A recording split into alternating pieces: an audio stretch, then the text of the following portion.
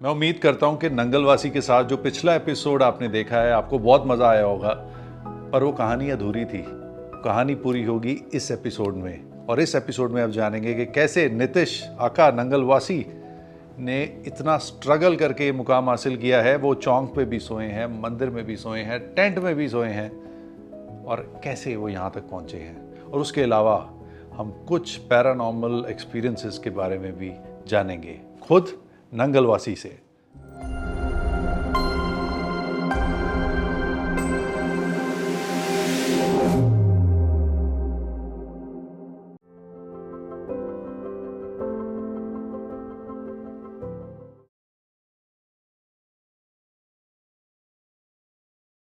You travel a lot, right. तो कभी कोई हॉन्टेड एक्सपीरियंसेस हुए हैं? हॉन्टेड एक्सपीरियंस तो मेरे घर में ही हो गए थे, ट्रैवल से पहले ही। हम नंगल हमारा घर है, तो शिवालिक एवेन्यू में हमारे घर की ना बैक साइड पे एक नाला है। ओके। वहाँ पे बरसाती नाला है, वो बरसात में बहुत पानी आता है उसमें। हाँ हाँ। अपने हार्ड टाइम्स में उस घर में हम शिफ्ट हुए थे। तो जब हम वहाँ पे शिफ्ट हुए तो वहाँ पे क्या था, हम जैसे ये हमारा घर है, घर के बीच में बहुत बड़ा बगीचा है और यहाँ वॉशरूम है। मतलब समझ लो आप यहाँ बैठे हो तो आपको 3 कमरे ओपन क्लियर करके फिर वॉशरूम जाना है। ये नहीं कि घर के कमरे में ही वॉशरूम है, वो नहीं था सीन। तो पापा ना यूजुअली सब वॉशरूम उधर ही जाते, तो पापा वॉशरूम करने गए तो ओपन में ही सुसु करते थे वहाँ पे ना। उस नाले के उस तरफ एक बिना कपड़ों के लेडी जली हुई आवाज़ मार रही है, बचाओ बचाओ, ज़ोर ज़ोर से। और मेरे पापा के मुंह में बीड़ी। पापा ने कुछ नहीं किया, कोई रिएक्ट नहीं किया। मे भी उन्हें पता था कि ऐसी सिचुएशन में क्या करना चाहिए, मुझे तो नहीं पता था। तो उन्होंने बीड़ी ऐसे ही लगाए रखी। वो पीपल के पेड़ होता था वहाँ पे ना, तो वहाँ से नीचे उतर के अपने दरवाजे तक आ गए। दरवाजे तक आए, जब वो दरवाजे पे आए उन्होंने पीछे मुड़ के देखा, वो लेडी पीपल के पेड़ के नीचे खड़ी थी, निर्वस्त्र बिल्कुल, मतलब पूरा प्रॉपर। और फिर अगले दिन जब उठे पापा परेशान, सब परेशान कि ये क्या हो गया। और मतलब प्रॉपर देखी है उन्होंने अपनी आंखों से कि बचाओ बचाओ आवाज़ आ रही है। तो फिर आसपास में पता किया कि क्या है। हम नए नए गए थे वहाँ पे, आसपास में पता किया कि तो उन्होंने लोगों ने बताया कि पहले यहाँ पे बच्चे दफनाते थे, किसी लड़की को जला के मार दिया था या जो भी था, भगवान जाने था भी या नहीं था, बट लोगों ने बताया, हमें तो नहीं आइडिया था उस चीज़ का।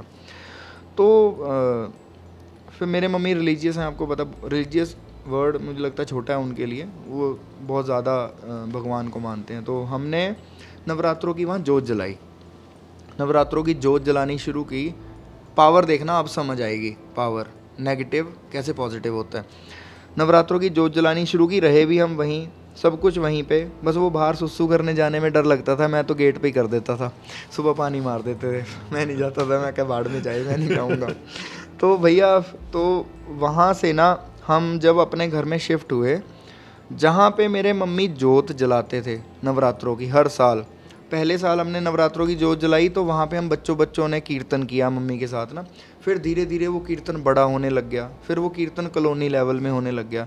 तो हमारे घर में जो चीज़ें थी, जैसे ही हम अपने घर में शिफ्ट हुए, अपना घर मतलब हमने जो अपना घर बनाया, जो अपना घर हमने बनाया उसमें जब हम शिफ्ट हुए तो अच्छा, अपने घर में क्या था, मेरे जो मामा हैं उन्होंने हमारा अपना घर बनाने में भी सपोर्ट किया था उस टाइम। तो जो मैंने उनका वापस किया वो सूद समेत वो सब मिला के वापस किया। तो वो ना वहाँ पे उस घर में जब हम शिफ्ट हुए तो जो घर हमने छोड़ा था वहाँ पे क्या डील हुई कैसे हुई कुछ नहीं पता, बट वो मंदिर में कन्वर्ट हो गया उतना प्लेस। और जहाँ मेरी मम्मी जोत जलाती थी वहाँ पे माता रानी की आज मूर्ति है आज की डेट में। और उस मंदिर में मैं पहला हूँ जिसकी बारात चढ़ी है। अच्छा। हाँ, मतलब इतना जो वो है ना, पूरा नेचर ऐसा है कि भगवान आपका साथ देता है जब आप भगवान को मानते हो। तो ये चीज़ें हमारे लिए बहुत बड़ी हैं, मे भी किसी को ना ही समझ आए, बट हाँ हम इन चीज़ों को लेके चल रहे हैं साथ में। तो वो इतनी बड़ी चीज़ है, सोचो जहाँ पे जोत जलती थी वहीं पे मंदिर बना है, तो ये बहुत बड़ी बात है हमारे लिए, क्योंकि हम ही ने जोत जलाई है वहाँ पे, इतने साल रहे हैं। ट्रैवल करते कोई किस्सा या फिर सुना हो या ट्रैवल करते हुए मेरे दोस्तों के साथ हुआ। हम दोस्त क्या करते थे, रात को ना पैसे इकट्ठे करने, बाइक स्प्लेंडर बाइक वगैरह होते थे सबके पास, एवरेज उसकी अच्छी होती, 80-85 की एवरेज देता था वो पेट्रोल की। तो ना मैं कहता था मुझे लेके चलो, मुझे लेके नहीं जाते थे। सीनियर थे, मेरी हमेशा दोस्ती सीनियर से ही रही है, साथ की क्लास में कम होती थी, सीनियर से ज़्यादा होती थी।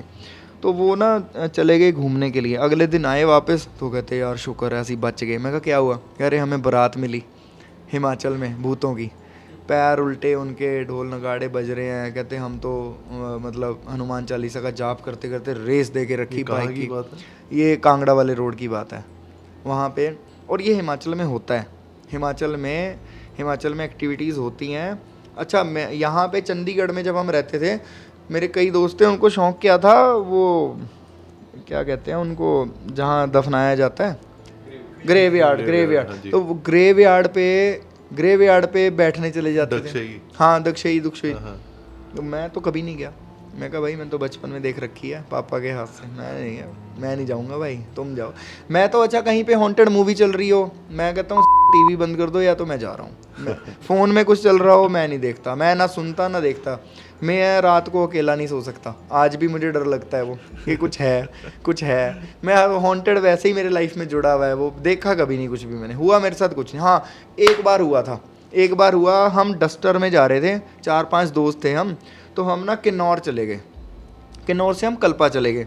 कल्पा में क्या हुआ, एकदम से ना एक कोई ब्लैक कलर का कुछ था और हमें क्रॉस किया हुआ ऐसे। मैंने शीशे से देखा, शीशे में तो कुछ भी नहीं था। हम कुछ नहीं बोले आपस में, सब चुप। एक जगह पे वहाँ पे जाके खड़े हुए, तो मैंने पूछा, मैं कहा यार सच बताना कुछ दिखा? कह रहे यार बोल नहीं पा रहे, दिखा तो हमें भी है। मैं कहा था क्या, ये भी नहीं समझ आया। वो रात ऐसी थी कि हमने होटल भी नहीं लिया, क्योंकि ऊपर ताले लगे हुए थे सब जगह, हमें समझ नहीं आई ताला क्यों लगे हुए हैं यहाँ पे। मे भी स्नो पड़ने वाली थी या जो भी था। तो भैया वो कुछ दिखा, बट हाँ साक्षात मुझे कभी कुछ नहीं दिखा। डर जरूर है आज भी मन में, हॉन्टेड बात भी करने से मैं डरता हूँ। वो वाली स्टोरी है, हॉन्टेड तो ऐसा है, पर ज़्यादा होता नहीं मुझे लगता, दिखता कम ही दिखता है। वो ज़्यादा साफ लोगों को भूत दिखते हैं, थोड़े से पापी हों उनको नहीं दिखते। तो हम शायद वो हैं इसलिए नहीं दिखे हमें। बाबा मस्कीन जी की हाँ जी, अगर कथाएं आप सुनते हो, आज सुबह ही सुन के। हाँ, उनकी कथाएं बहुत अच्छी हैं। हाँ, मैंने बहुत कम सुनी है, बट एक मैंने सुनी है, उसमें उन्होंने कहा था, कह रहे जिन्नियां नेगेटिव एनर्जीज बाहर फिरदियां ने ਉਹਦੇ ਨਾਲੋਂ 10 ਗੁਣਾ ਵੱਧ ਮੰਦਰ ਗੁਰਦੁਆਰਿਆਂ 'ਚ ਹੁੰਦੀਆਂ। ਠੀਕ ਹੈ, ਜੇ ਤੁਸੀਂ ਬੈਠੇ ਹੋ 100 ਬੰਦੇ ਤਾਂ ਉਹ 1000 ਆਤਮਾ ਉੱਥੇ ਬੈਠੀਆਂ ਹੋਣਗੀਆਂ ਹੋਰ, ਜਿਹੜੀ ਆਪਣਾ ਜਪ ਤਪ कर रही हैं। सो ये नेगेटिव पॉजिटिव एनर्जी की बात है, ये घूमती रहती हैं। इसमें पता नहीं अब क्या सच है क्या झूठ है। नेगेटिव से भगवान करे मिलाए ही ना कभी, मैं नहीं देख सकता। मैं तो वैसे ही रात होती है तो गायत्री मंत्र पढ़ने लग जाता हूँ। गायत्री मंत्र और महामृत्युंजय मंत्र रात को पढ़ के सोता हूँ। ये very very very religious and भगवान के बहुत नजदीक हो। बचपन से ही था, मम्मी ने सिखाया कि रात को मंत्र पढ़ के सोया करो, तो मैं मंत्र पढ़ के रात से मंत्र पढ़ के सोता हूँ। जब ये हिमाचल में जो पिछले साल त्रासदी हुई है, हिमाचल में भी पंजाब में भी बिल्कुल हुई है, बिल्कुल, तो आपने क्लोजली कवर भी किया और क्लोजली लोगों को बताया भी है। बिल्कुल। थोड़ा सा बता पाओ कि एक्चुअली हुआ क्या था? भैया एक्चुअल में हुआ ये कि लोग कर रहे थे एंजॉय, सारे भीड़ लगी हुई थी भयंकर वाली, और बारिशें होनी स्टार्ट हो गई। जैसी बारिश स्टार्ट हुई, वो इतना बारिश हुआ कहाँ से, पानी आया कहाँ से, वो जो डिपार्टमेंट्स होते हैं बाद में स्टडीज़ करते हैं, उनकी स्टडीज़ कहती हैं कि बहुत ज़्यादा बारिश आ गई। कोई कहता है कि वो चाइना ने वो उसमें वो डाल दिया, वो क्या कहते हैं, कुछ केमिकल डाल दिया जिससे ज़्यादा बारिश हो गई, या कुछ भी है। बट मेरे हिसाब से क्या हो रहा है, नेचर अलार्म दे रही है आप सबको, हम सबको, इनफैक्ट आप सबको क्या, हम सबको अलार्म दे रही है। पिछले साल वो अलार्म था नेचर का कि नेचर का ना मिसयूज़ हो रहा है। सही बताऊँ ये क्यों हुआ, मैं उस पॉइंट पे, मैं रिलीजियस हूँ और मैं रिलीजियस भावना से बात कर सकता हूँ। जो मुझे फील हुआ मैं वही बता सकता हूँ, क्योंकि हर किसी की अपनी पढ़ाई है, हर कोई अपना ज्ञान बांटता है। बट अल्टीमेटली जो हुआ वो नेचर के साथ खिलवाड़ की वजह से हुआ है, जो हम लोग कर रहे हैं। आज हम 45 डिग्री में बैठे हैं, 25 डिग्री में घूमने जाना है, बट वहाँ पे गंद पा के आना है। ठीक है, लिफाफे फेंक देने हैं। आप भरा हुआ लेज़ का पैकेट लेके जा रहे हो, खाली आते हुए तो उसमें वजन है ही नहीं कोई भी, अपना वापस ले आओ, गाड़ी में कूड़े का बैग रख लो। और भी ऐसी बहुत सारी चीज़ें हैं जो मतलब, हाँ एक बताता हूँ, याद आया मुझे, जब फ्लड्स आए मेरे पास वीडियो आया, मैं आपको दिखाऊंगा वो वीडियो। उस वीडियो में फ्लैश फ्लड आया थुनाग में। थुनाग मनाली और कुल्लू के जोन में पड़ता है। थुनाग में, शायद मैं वर्ड में भी गलत यूज़ कर रहा हूँ क्योंकि वहाँ के जो पहाड़ी लोग हैं वो शायद उसको कुछ और बोलते हो, बट मैं जो बोल सकता हूँ वही बोल रहा हूँ। तो वहाँ पे फ्लैश फ्लड आया, लोग चीख रहे हैं और ऊपर से फ्लड आया, इतनी तेज़, पानी नहीं था उसमें, उसमें था कीचड़, और साथ में कीचड़ में लदे हुए थे पेड़ कटे हुए। अब कोई सोचे पहाड़ के टॉप पे कहाँ से पेड़ खुद को काट लिया पेड़ों ने खुद को तो नहीं काटा, किसी बंदे ने ही वो पेड़ काटे हैं। जबकि ना वहाँ कोई रोड बन रहा है, ना वहाँ पे कोई घर बन रहा है, कुछ भी ऐसा नहीं है जिसकी वजह से पेड़ को काटा जाए, बट वो पेड़ कटे हुए हैं। कटे हुए तने, इतने बड़े बड़े तने, इस रूम से भी बड़ा बड़ा तना कट के वो पेड़ नीचे आए पड़े क्योंकि वो कटे पड़े थे। अब वो आके कहाँ घुसे, उन्हीं मतलब जगहों पर जहाँ लोग रहते हैं। अब वो वहाँ घुसे तो पूरा मड घुस गया, पेड़ आ गए, बट आज तक किसी ने उस चीज़ पे क्वेश्चन नहीं किया कि ये पेड़ कहाँ से आए। सो किसी की भी मिली भगत है, कुछ तो चल रहा है जो पेड़ कट रहे हैं। अब पेड़ कटेंगे, एनवायरनमेंट ख़राब होगा, तो वो नेचर आपको बार बार कह रहा है संभल जाओ, नहीं तो तबाही है।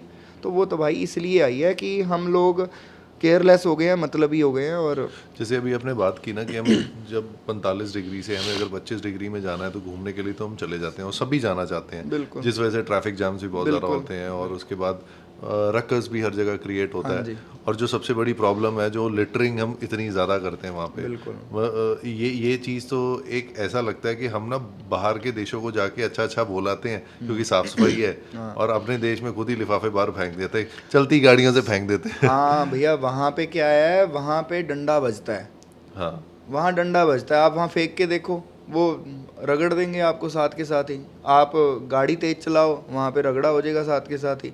यहाँ पे क्या है, यहाँ पे डंडा है ही नहीं कोई भी। और स्पेशली हिमाचल में जाके, या फिर हिमाचल लद्दाख में जाके, और अब तो यार एक इतना गंदा सीन हो गया है, ऋषिकेश यार, वो हमारी होली रिवर है गंगा, और वहाँ पे बैठ के यार तुम शराबें पी रहे हो यार, और कोई जगह नहीं मिली शराब पीने की, कहीं और पी लो। बियर की बोतलें पानी में फेंक रखी हैं, बस एक एक पिए जा रहे हैं, एक एक वहाँ पे रखे जा रहे हैं। तो मतलब वो बंदे चाहे किसी भी धर्म के हों, उससे फ़र्क नहीं पड़ता, बट यार हमें रिस्पेक्ट एटलीस्ट नेचुरल रिसोर्सेज की करनी चाहिए, वो चीज़ें हमें नहीं करनी चाहिए। तो यहाँ तक जब जनता पहुँच गई है तो भैया फ्लड ही आने हैं, त्रासदी आनी है। 2013 में केदारनाथ जी में क्या हुआ था, यही हुआ था। रामबाड़ा जगह पड़ती है, मैं केदारनाथ जी मतलब यहाँ से मानता हूँ, सिर्फ ये कह लो कि पूरे साल में केदारनाथ जी नहीं गया ना तो कहीं नहीं गया। मतलब मेरा सब व्यर्थ है कि मैं उसको अपना चैलेंज मानता हूँ। भगवान आपको कुछ ना कुछ चैलेंजेस देता रहता है, इसके पीछे भी बहुत स्टोरीज़ है मेरी। केदारनाथ जी हर साल मेरी परीक्षा होती है कि आ बेटा इस साल आ, तुझे मैं देखता हूँ कैसे पहुँचेगा। तो वो वाली स्टोरीज़ हैं। तो केदारनाथ जी में 2013 में क्या हुआ है उसकी स्टडी सबने कर ली। हाँ भाई, पानी 100 गुना आ गया, झील टूट गई, ऐसा कुछ नहीं हुआ, कुछ नहीं हुआ। ये सब वो हमारे कर्मों का फल मिला है हम लोगों को, जो हमने अपने धार्मिक जगहों को जो बना दिया पिकनिक स्पॉट, उसका फल हमें मिला है। हमने क्या किया ये तो कोई फल देख नहीं रहा। रामबाड़ा एक जगह पड़ती है, रामबाड़ा का आज आर भी नहीं है। आप कभी जाओगे तो आप बोलेंगे यहाँ रामबाड़ा होता था।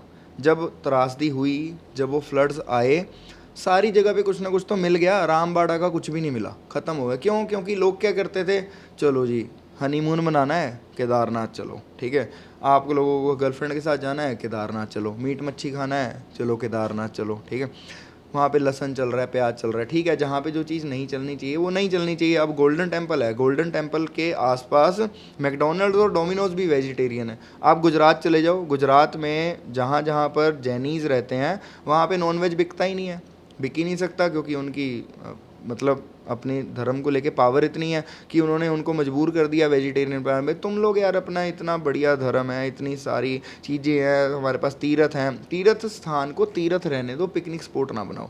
अब बनाया तो रिजल्ट देख लिया सबने, अब फिर दोबारा से उसी तरफ लोग चल रहे हैं, थोड़े दिन याद रखते हैं फिर भूल जाते हैं। अब वहाँ पर हेलीकॉप्टर्स चल रहे हैं, घोड़े चल रहे हैं, बंदे से ज़्यादा तो वहाँ घोड़े हैं, घोड़ों पर लोग जा रहे हैं। मैं ये कहता हूँ, तो सॉरी टू से, भगवान बुलाता है जिसे बुलाता है दर पे अपने, बट मेरा कहना ये है कि अगर घोड़े पे जाना है तो किसी ज़रूरतमंद को जाना चाहिए, जिसको लगता है कि हाँ यार भाई मैं मतलब बॉडी से तंग हूँ बट मुझे दर्शन करने हैं। आप देखोगे वहाँ पे घोड़े पे 50 साल का तो बंदा जाए, अच्छा लगता है, कोई दिक्कत नहीं है। बट अगर उस पर 18 साल का लड़का बैठ के जा रहा है तो मुझे लगता है कि यार उसको आने का फ़ायदा ही नहीं कोई भी।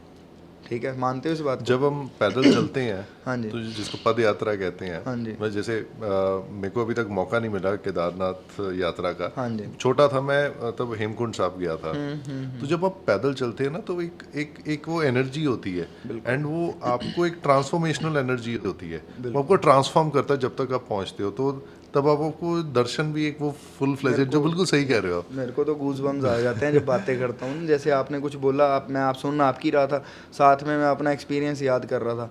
तो जो आपने बोला ना वो बहुत अच्छी बात है। एनर्जी ही सब कुछ है, वो एनर्जी फील करनी पड़ती है। लोग वहाँ पे जाते हैं फ़ोटो वीडियो करने के लिए, एनर्जी के लिए जाते ही नहीं। उनको वहाँ पे जाके भी तुम फ़ोन यूज़ कर रहे हो तो एनर्जी कहाँ से आएगी? मैं क्या करता हूँ, जब केदारनाथ जी की चढ़ाई शुरू करता हूँ, मैं इंटेंशनली अपने फ़ोन को बंद कर देता हूँ, क्योंकि वहाँ पे सबको ऐसा होता है कि सिग्नल्स नहीं आते, ये पता है। तो मैं कहा जब तक ये पता है कम से कम तब तक तो कर लो, है ना? क्योंकि होता क्या है, जब मान लो कि आप एक जगह पे हो, तो जब पता लग गया ना लोगों को, सिग्नल आते हैं, इसने फ़ोन बंद कर रखा, आधे से ज़्यादा टाइम यही, यार तूने फ़ोन क्यों बंद कर रखा था, आधे से ज़्यादा फ़ोन यही आता है। तो इन सब से पीछा छुड़ाने को तो बंदा वहाँ पे जाता है।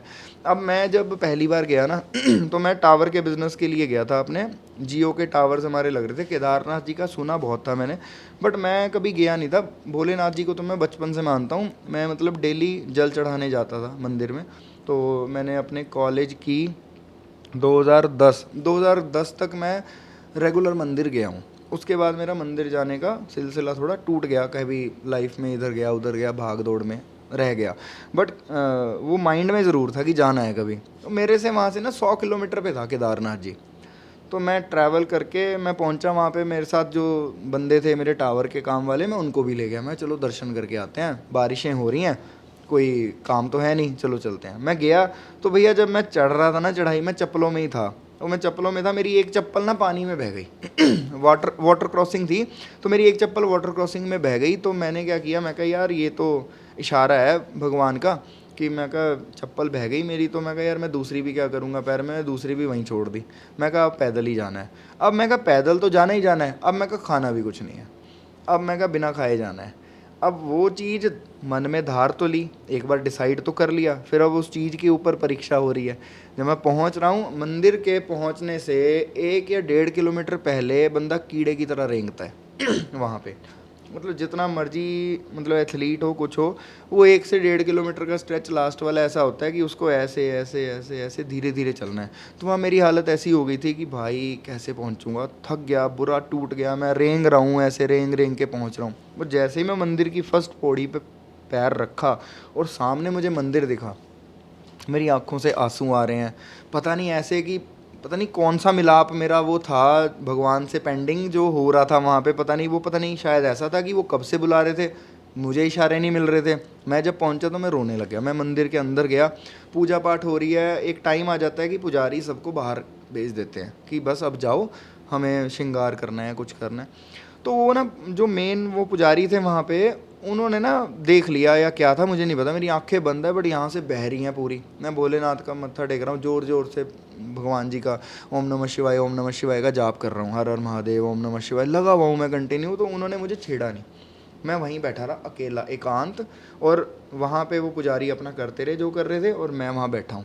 तो जब मेरी आंखें खुली, मैंने सब देखा, तो मैं बड़ा ऐसा फील कर रहा था कि मैं कहा ये क्या हो गया, नया केस मेरे साथ, कि मेरी लाइफ में जहाँ पे मैं हूँ वहाँ से मैं कहाँ केदारनाथ जी आया, और आते ही मुझे ये चीज़ मिल रही है कि भगवान ने अपने पास ही बिठा रखा है, जबकि सारे लोग तो बाहर खड़े हुए हैं। तो वहाँ से मुझे पावर मिली। फर्स्ट टाइम मेरा वो था केदारनाथ जी जाने का। और उसके बाद जो मैंने आपको पर्सनल बताया कि मेरे साथ कांड हुए, मेरी गाड़ी गुड़ी चोरी हुई, मेरा वो फैमिली डिस्टर्बेंस आया, तो वो चीज़ उसके बाद हुई। तो मुझे लगता है कि तब मैं आशीर्वाद लेके आ चुका था, तो आराम से निकल गया सब। तो वहाँ से मेरी लाइफ, मैं कहता हूँ मेरा दोबारा लाइफ का जन्म हुआ वो वाला। जैसे आपने बहुत लोज देखे हैं, अप्स भी देखे हैं, फिर लोज देखे हैं, ये सब चीज़ें आपने बार बार ऐसी चीज़ें देखी हैं। हाँ जी, जैसे आप भोलेनाथ में बहुत मानते हैं, भगवान में बहुत मानते हैं, बिल्कुल तो आपने एक चीज़ बोली जो होता है अच्छे के लिए होता है। बिल्कुल। जैसे आज की डेट में अगर हम जब चैलेंजेस आते हैं या कहीं पे भी डिप्रेशन हम आजकल देख रहे हैं काफ़ी बढ़ रहा है। बिल्कुल। तो लोग बहुत जल्दी डिप्रेस हो जाते हैं, कोई भी ऐसी प्रॉब्लम आ जाए तो ट्रॉमा हो जाता है, ट्रॉमा से बाहर भी नहीं निकल पाते, घबरा जाते हैं जल्दी। फिर उसके बाद होता है कि मेरे साथ तो कुछ अच्छा होना ही नहीं है, एक थॉट प्रोसेस आता है। बिल्कुल, हाँ तो जी। एक मैसेज आप उन सबके लिए एक देना चाहेंगे कि जो एक बार जिनके साथ कोई दिक्कत होती है तो उसको इतना नेगेटिव ले लेते हैं और वो नेगेटिव मोड में जाते ही रहते हैं, वो उभर ही नहीं पाते। भैया मैं बताता हूँ इसका ना कॉज एक्चुअल में क्या है कि अगर बच्चा स्ट्रेस में जा रहा है या वो नेगेटिव हो रहा है, उसमें सबसे बड़ा रोल ना मुझे लगता है फैमिली का आ जाता है। फैमिली ने उसको पक्का बनाया ही नहीं, तभी वो उस शेल में घुस गया। क्योंकि शेल में बच्चा कब घुसेगा? जब वो शेयरिंग नहीं होगा आपसे, ठीक है? या फिर आप घर में जो डिस्कशंस कर रहे हो या आप जो सब घर में बातें कर रहे हो वो मतलब उस लेवल पे है ही नहीं कि बच्चे को स्ट्रॉन्ग कर सकें। मेरे मदर फादर जब हम स्ट्रगल में थे, मेरे पापा स्ट्रगल में थे, तो मेरे मम्मी हमेशा जब पापा बात करने लगते थे ना, तो ये मेरी वो बातें हैं जो अनसुनी बातें, जो मतलब मैंने ही सुनी है, अंदर ही रखी हुई हैं। आज मैं बोल रहा हूँ क्योंकि मौका आज मिला बोलने का, इससे पहले ये शेयर कहाँ करें, है ना? तो मम्मी ने ना पापा को बोला कि क्यों टेंशन ले रहे हो, इनको पता होना चाहिए कि तुम्हारा बाप कैसे पैसे कमा के ला रहा है, कहाँ से ला रहा है, तभी तो ये कल को समझेंगे लाइफ क्या है। तो जो भी हमारे घर में फाइनेंशियल डिस्कशंस होती थी, पापा का प्रॉब्लम्स की डिस्कशन होती थी, या पूरे दिन में उनके साथ जो होता था, वो घर में आके हमसे शेयर करते थे। जब वो शेयर करते थे तो वो बच्चा, वो रॉ है, वो कच्ची मिट्टी है, वो कच्ची मिट्टी के अंदर जो चीज़ें घुस रही हैं वो उसको मजबूत करती हैं। तो मुझे ये लगता है कि सबसे पहला रोल फैमिली का है। आप अपने बच्चों के साथ क्या करते हो, वो आजकल तो इंग्लिश आ गई है, टेक वाटर, टेक सुसु, जो भी इंग्लिश इतनी बोलने नहीं जा रही, बच्चों को ABCD सिखाने में लग गए हैं। बच्चों को संस्कार नहीं सिखाए जा रहे। क्या सिखाया जा रहा है? सुबह उठ के गुड मॉर्निंग बोलना सिखाया जा रहा है, ठीक है, मानते हो? चरण वंदना तो आज भूल ही जाओ कि हेलो अंकल आ चुका है, हेलो, ये बच्चा छोटा सा है वो नाम लेगा हेलो। जैसे मेरा फ्रेंड है, मान लो कि मेरे फ्रेंड का मतलब कोई भी नाम, रमन मान लो कि मेरा फ्रेंड रमन है, हेलो रमन क्या हाल है। तो आजकल वो फॉरेन कंट्री वाला ना कल्चर इंडिया में घुसने लग गया। तो मुझे लगता है कि सबसे पहले माँ बाप को चाहिए कि अपने बच्चों को सिखाओ। अगर वो मंदिर जाना चाहते हैं तो मंदिर लेके जाओ, गुरुद्वारे जाते हो गुरुद्वारे लेके जाओ। इसके ऊपर कहीं आज टर्म आ गई है आजकल, ओल्ड स्कूल। ओल्ड स्कूल भैया, वहीं वापस जाना पड़ेगा हमें, नहीं हो सकता। अब मैं मानता हूँ, चलो एक मैं कहता हूँ कि एक माँ बाप ने संस्कार भी अच्छे दिए, सब कुछ दिए, बट वो बच्चे की सोसाइटी कहीं गलत हो गई या कुछ भी हो गया, वो शेल में चला गया। अब काफ़ी तरह के लोग आए, एग्जाम्पल भी बहुत आ जाते हैं ना कि किसी का डिप्रेशन कैसा है। तो अल्टीमेटली डिप्रेशन जैसा कुछ भी नहीं है, डिप्रेशन का डी भी नहीं है, उसको कोई दवाई ठीक नहीं कर सकती। आप खुद उसको ठीक कर सकते हो सिर्फ पॉजिटिव सोच के। वो पॉजिटिविटी आएगी अगर आप मंदिर या गुरुद्वारे जाओगे। वो पॉजिटिविटी आपको तभी आनी है, नहीं तो पॉजिटिविटी का और कोई सोर्स शुरू हो ही नहीं सकता कहीं से, यहीं से शुरू होता है। योगा हो गया है, कुछ भी, वो क्या है, वो भी अपने अंदर का मंदिर जगाना ही है ना। वो भी योगा, आज की डेट में योगा को लोग कहते हैं बस वो ऐसे कर लिया, ऐसे कर लिया, वो योगा वो नहीं है। योग है ध्यान लगाना। सो अल्टीमेटली हर चीज़ कहाँ रिलेट हो रही है? फैमिली के उस पॉइंट पे जाके जहाँ से आपने अपने बच्चों को समझाया नहीं, सिखाया नहीं, वो खुद। जो पहली जो होता है वो फैमिली ही हाँ, जगा सकती है। बिल्कुल वो चीज़ है। डिप्रेशन भैया मैं तो मानता ही नहीं, जहाँ से मैं निकल के आया हूँ ना यार, मतलब वहाँ पे तो फिर इस हिसाब से बंदा सुसाइड ही कर ले, जो चीज़ें मतलब जहाँ जहाँ से मैं चला हूँ। आप चंडीगढ़ जब फर्स्ट टाइम आए थे, आपने बताया आप टेंट में भी रुके हो। हाँ एंड वो जब अपना जैसे टैक्सी स्टैंड के हाँ, कि वो रात को वो आपको दे देते थे कि आप यहाँ पे सो लो। बिल्कुल। 3500 रुपये की फर्स्ट जॉब थी आपकी। वो मेरी लाइफ का, देखो फिर से ना गूज बम्स आने लग गए चीज़ों में, क्योंकि ये चीज़ें ना, मतलब मैं कहता हूँ मोटिवेशन बंदे में खुद में बहुत होता है, उसे ढूंढना पड़ता है। अब मैं जब चंडीगढ़ आया तो एक्चुअल में क्या था, मेरे फादर का एक्सीडेंट हुआ था, 7th क्लास में था मैं।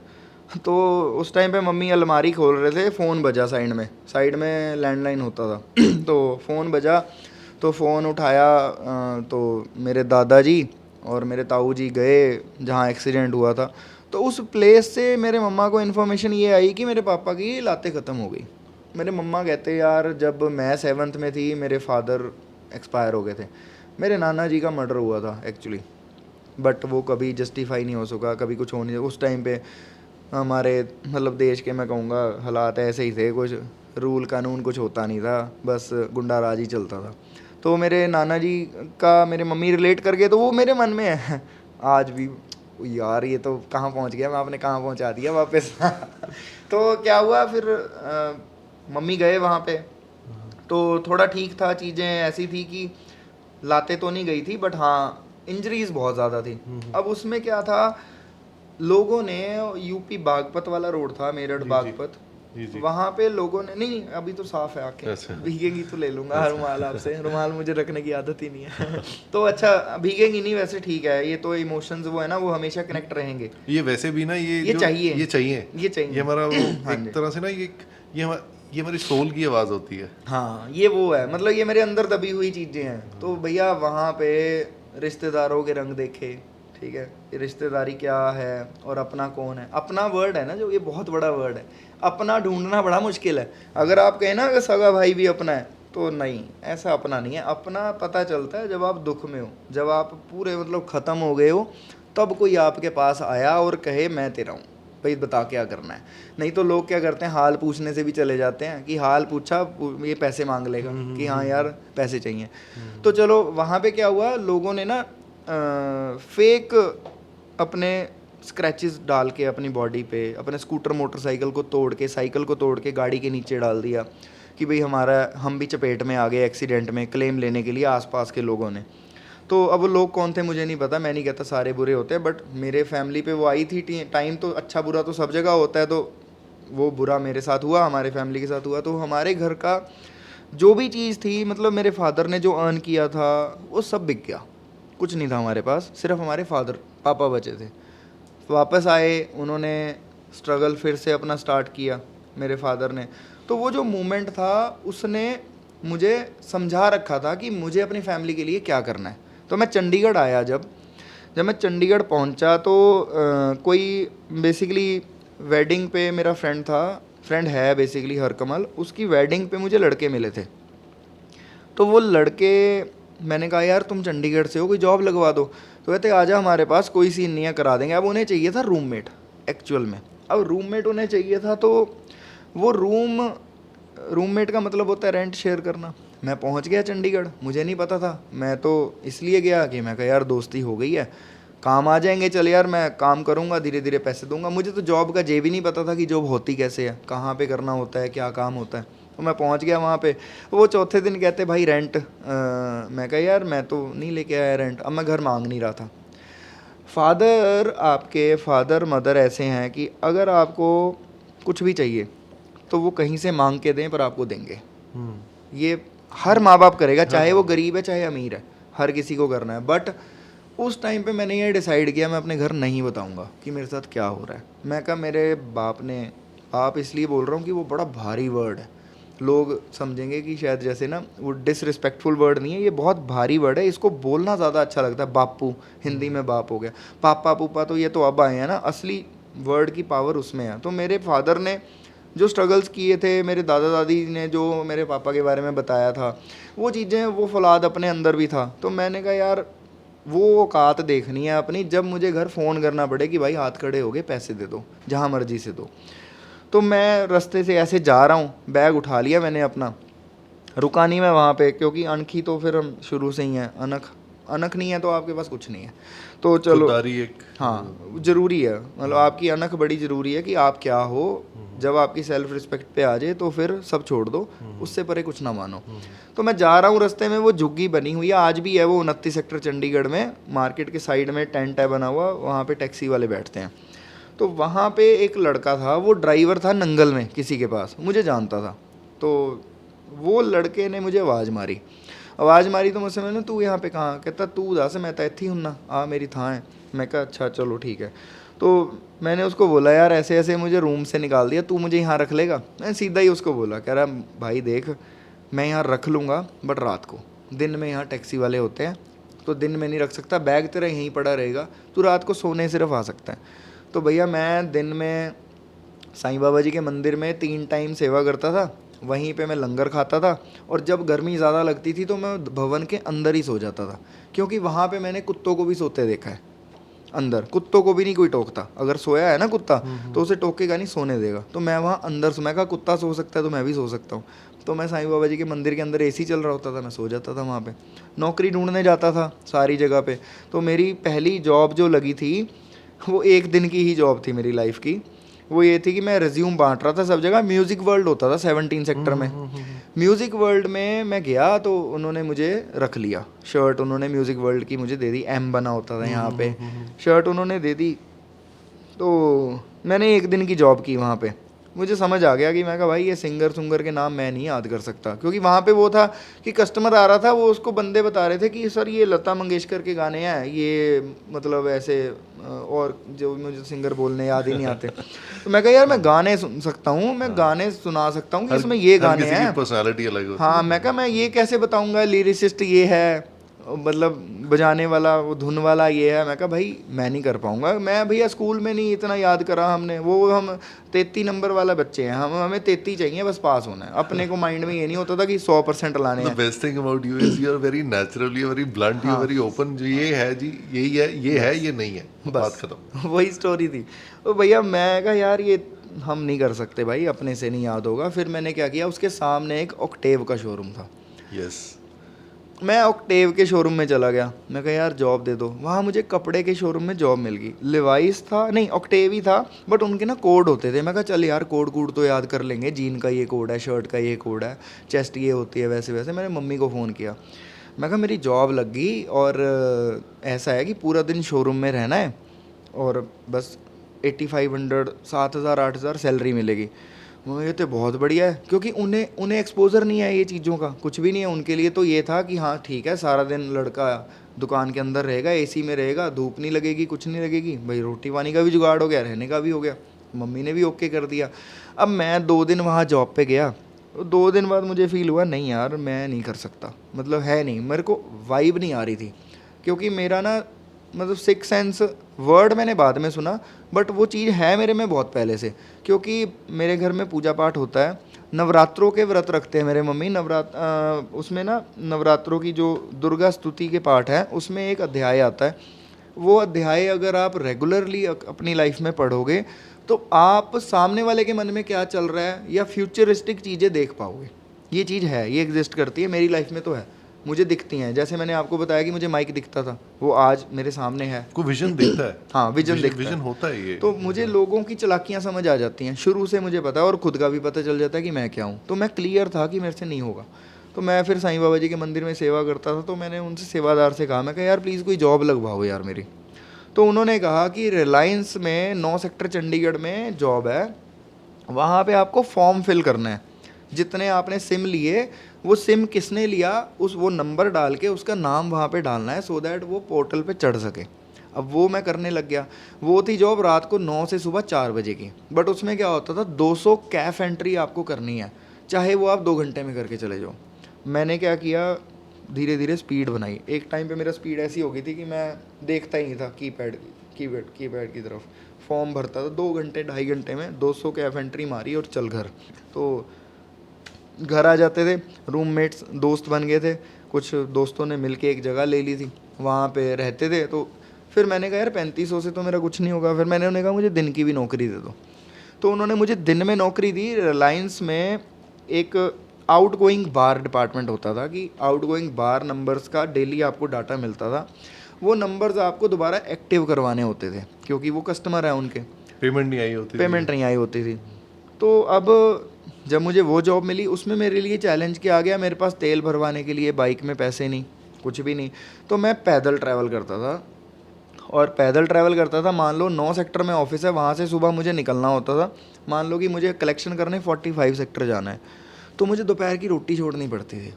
वो क्यों छोड़नी पड़ती थी, क्योंकि जहाँ आंटी के पास लगवाई थी वो 22 में, पैसे कलेक्ट करने हैं 45 में। अगर बंदा चला गया रोटी खाने के चक्कर में तो मेरी पर्ची नहीं कटेगी, पर्ची नहीं कटी तो फिर शाम को जवाब देना पड़ेगा। तो मैं क्या करता था, जैसे 45 गया तो 45 के चौक पे सो गया दोपहर को पानी पी के। 34 में गया तो 34 चौक पे, हाँ चंडीगढ़ के जो चौक है मेरे को बड़े पसंद है वो, मैं सोया हूँ इन पे। 17 के चौक पे मैं सोया हूँ। जब मैं थक जाता था मैं चौक पे सो जाता था। चौक में पेड़ बने हुए हैं, हमारे चौक जैसे तो चौक है नहीं, गंद पड़ा हुआ है। चंडीगढ़ के चौक है, साफ़ सुथरे हैं। मैं कहा यहाँ लेबर सोई हुई है, मैं भी सो सकता हूँ। मैं जाके लेट जाता था वहाँ घास में, तो उठ के पर्ची पुर्ची लेने चला जाता था। तो उसमें भी मेरी ऑनेस्टी काम आई। देखो ऑनेस्टी क्या थी कि आपका 5000 का बिल आया, वो 5,000 का बिल मैं आपको फ़ोन कर रहा हूँ कि भैया नंबर आपका है, सब कुछ आपका है, ठीक है आपने यूज़ कर लिया, छोड़ो उस बात को, 2,000 जमा करा दो, तो आप भी मना नहीं करोगे। अब चाहता तो मैं उसमें से 500 रुपये भी रख लूँ तो किसी को नहीं समझ आएगा। अगर मैं आपको बोल दूँ कि 2500 देना है, आगे 2,000 जमा कराया, तो मैं नहीं बोलता था, मैं साफ बोलता था। सामने से बंदा कहता था कि यार तूने मेरे इतने बचाए हैं, तू 100-200 रुपये मेरे से रख ले, तो मैं वो भी नहीं लेता था कि नहीं भाई। पता नहीं क्यों बचपन से ना मैंने आपको बताया मदर फादर सब बताते थे। तो मेरे पापा जब ट्रैवल करके घर आते थे ना, तो एक बार क्या हुआ, वैसे ही लेटे थे, मैं पापा के पाँव दबाता था डेली, और मम्मी कहते थे घिया काट और अपने पापा के ना पैरों पे लगा, कि जिससे कि उनकी गर्मी ना आए बॉडी में। तो पापा ना मुझे काले हाथ दिखाए, कहते देख यार मैं जो भी कर रहा हूँ मेहनत का कर रहा हूँ, दलाली का नहीं कर रहा। सो भाई हमारे घर में दलाली का पैसा बचता नहीं है, दलाली अपनी लाइफ में कभी मत करियो, चाहे तेरे पास पैसा ख़त्म हो जाए। तो मैं आज भी उसी पॉइंट पे हूँ, मैं कोई कमीशन नहीं खाता, कोई दलाली नहीं करता, जो मेहनत का है वो खाता हूँ, वो अंदर घुसी हुई हैं चीज़ें। तो अब बैक टू टॉपिक, वो जो मोमेंट था वहाँ पे एक पाजी मिले अपने बलजिंदर सिंह भाटिया, वो जॉब करते थे हिंदुस्तान टाइम्स में उस टाइम पे। उन्होंने मुझे कहा यार हिंदुस्तान टाइम्स में मेरे पास जॉब है, तू करेगा भाई, तू अच्छे घर से है, पढ़ा लिखा अच्छा है, इतने कम पैसे पे क्यों काम कर रहा है, वो भी डबल शिफ्ट में। मैं कहा जब मिल नहीं रहा तभी कर रहा हूँ ना, शौक किसको होता है। तो मैं कहा आप दे दो मैं आ जाऊँगा, मुझे मैं लाइटली लिया, मैं कहा ऐसे कौन हेल्प करता है किसी की। तो उन्होंने मुझे बुलाया, 14,000 का सर्टिफिकेट मेरे हाथ में दे दिया कि ये ले भाई, सर्टिफिकेट कहते हैं उसको, नहीं कुछ क्या, ऑफ़र लेटर मुझे दे दिया उन्होंने। जॉब आगे लगी मेरी हिंदुस्तान टाइम्स में। उस 1 साल में मैंने उनको इतना प्राउड फील कराया कि लोग उनको बोलते थे कि यार ये लड़का तू कहाँ से पकड़ के ले आया, कि भाई ये हटता ही नहीं है, ये तो काम पे ही लगा रहता है। क्योंकि मेरी ज़रूरत थी, मुझे प्लेटफॉर्म मिल गया। उस जॉब ने मुझे चंडीगढ़ में सेटल किया, मेरी दोस्ती उस जॉब से बनी। वहाँ पे भी मैंने वही चीज़ फॉलो की। एजेंसीज़ बनी हुई हैं, एजेंसीज़ क्या करती हैं, जैसे हिंदुस्तान टाइम्स है, वो एक ऐड 100 रुपये में देता है, ठीक है। एजेंसी को वो ऐड वो देता है 30 रुपये में, 70 रुपये में, ठीक है। 70 रुपये पे भी उसको कोई डिस्काउंट दे देगा, तो अल्टीमेटली वो ऐड 60-62 रुपये की होती थी। और 60-62 रुपये की ऐड वो डायरेक्ट भी लग सकती थी।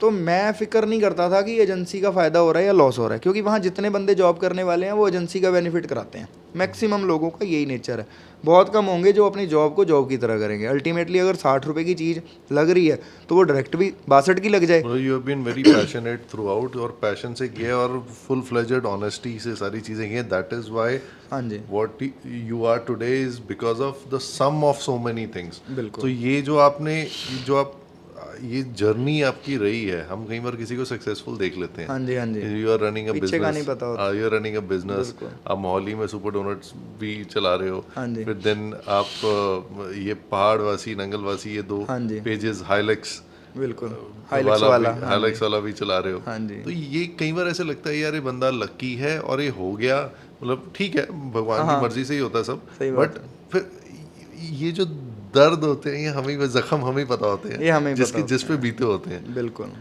बट जो क्रक्स है, जो मैं भी पर्सनली फील करता हूँ हाँ जी। कि नियता नु मुराद है। हाँ, चंगी नीयता नु मुरादा। हाँ, हाँ जी। नियता नु मुरादा। बिल्कुल। और अगर ਤੁਸੀਂ ਚੰਗੀ ਨੀਅਤ ਨੇਕ ਨੀਤੀ ਲੈ ਕੇ ਚੱਲੋ, ਕਿਸੇ ਦਾ बुरा ना सोचो, पर अपना भी बचा करो, बिल्कुल जी। वो भी करो, तो थिंग्स ਸਾਰੇ ਰੱਬ ਤੁਹਾਨੂੰ ਰਸਤੇ ਪਾ ਦਿੰਦਾ ਹੈ, ਸਹੀ ਰਸਤੇ ਪਾ ਦਿੰਦਾ ਹੈ। ਆਪ ਆਪਣੇ ਵੀ ਘਾਟੇ ਹੋਏ ਆ ਇੱਥੇ ਤਾਂ, ਬਟ ਚਲੋ ਠੀਕ ਹੈ। मैं कदे अपने घाटा भी नहीं सोचा, क्योंकि मैं ਤੁਹਾਨੂੰ ਦੱਸਿਆ हिंदी बोल लेते हैं मैंने आपको बताया कि मेरा थॉट सिंपल है, जो हुआ अच्छे के लिए हुआ। आपको धोखे भी मिले हैं सब कुछ बहुत हुआ। मिले हैं, तगड़े मिले हैं धोखे। तो मेरा एक्चुअल में क्या है कि मेरा आज भी, मैं फ़ोन पड़ा है आपको मैं दिखा देता, मेरे मामा को मैंने मैसेज किया, मैं कहा यार, मैंने फ़ोन किया मामा को ना अपने, वो फ़ोन ये लगा लो कम से कम किया होगा 1-2 साल में किया होगा शायद, कल परसों ही किया मैंने फ़ोन उनको।